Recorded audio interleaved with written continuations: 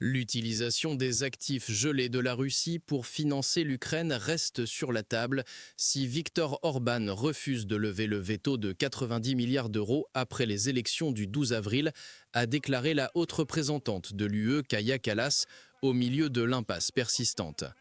Orban a bloqué la ligne de sauvetage financier en raison d'un différend non lié avec Kiev concernant l'oléoduc Druzhba, qui est hors service depuis la fin janvier. Son veto a été au centre de sa campagne de réélection acharnée, rapporte Buzz Plus. Le prêt sur lequel nous travaillons actuellement pour offrir, que nous avons convenu à la fin de l'année dernière, permettez-moi de vous rappeler qu'il s'agissait en fait du plan B.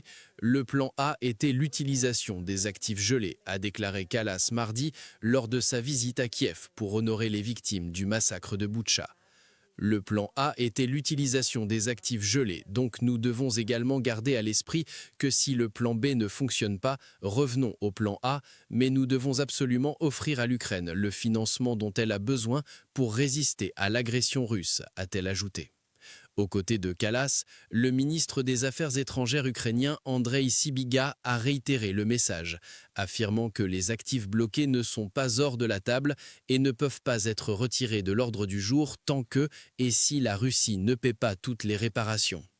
La Commission européenne a présenté une proposition innovante pour transformer 210 milliards d'euros d'actifs de la Banque centrale russe détenus sous sanction en une ligne de crédit sans intérêt pour répondre aux besoins financiers et militaires de l'Ukraine pour les années 2026 et 2027.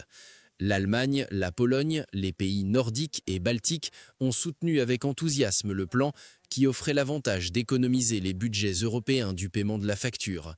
L'Ukraine l'avait vu comme la réalisation la plus tangible à ce jour de sa quête de responsabilité. Mais la Belgique, principal gardien des actifs russes, a résisté à la proposition, avertissant des pièges juridiques, des conséquences financières et des dommages à la réputation pour la zone euro. La France, l'Italie, Malte et la Bulgarie ont également exprimé de vives préoccupations.